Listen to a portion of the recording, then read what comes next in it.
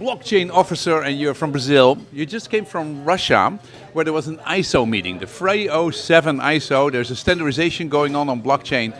What is that standardization exactly? What happens at a conference like that? Hello, everyone. So the meeting is very nice because we are studying terms of blockchain, so we can standardization these names, these concepts around the blockchain, so we can do a lot of work together in a world perspective. Yeah, there's 600 people meeting, and the first thing everybody wanted to agree: what is blockchain? What is DLT? What do you mean by all these words? And so that we can have a talk about standards. Yes, it's special like this. And then we are studying use cases around the world also. So we have a good study cases regarding healthcare, regarding, let me think about... Logistics and finance. For sure, finance is... The first one is finance for sure, because blockchain born inside the financial market, and a lot of other use cases also.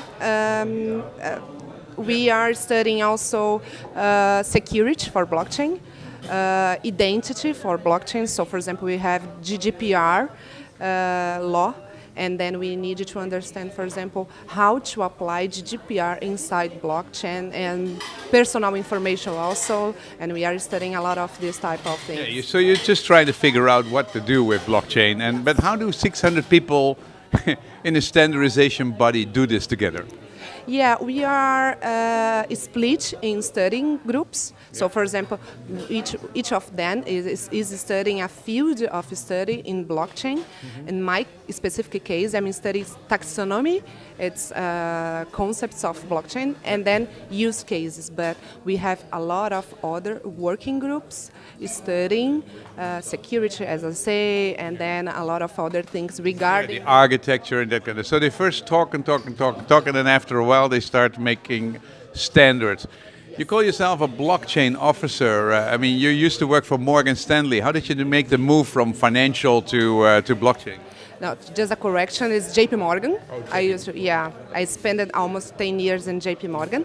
And then I really love innovation. And I decided to move to innovation space 2 years ago. And I used to say that blockchain find me. I not found blockchain. And then now I'm here to try to bring more blockchain technology for Brazilian people. Yeah, you want to start a blockchain innovation lab there, and you also work with a number of companies here in the Netherlands, right? There is Cargo Snap is a company which is one of your clients. Yeah, we are trying to apply blockchain in supply chain apps to bring more comfortable and technology for companies that are using Cargo Snap also.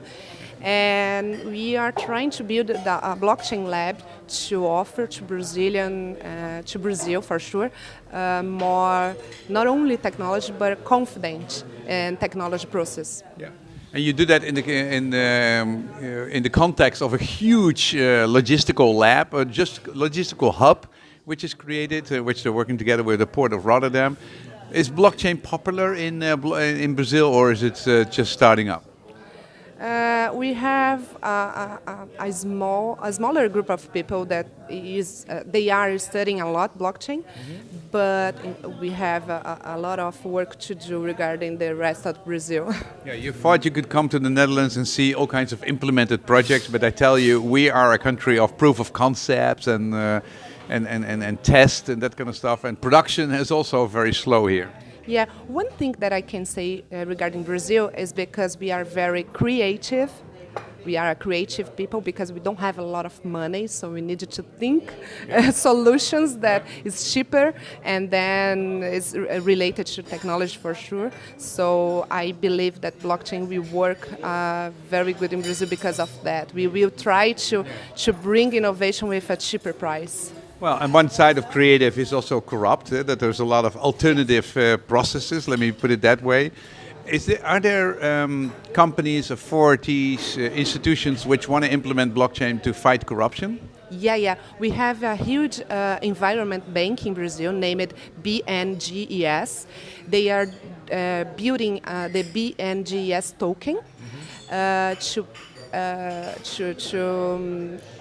to try to avoid corruption and repass money that they send to companies. So, for example, this bank is an environment bank.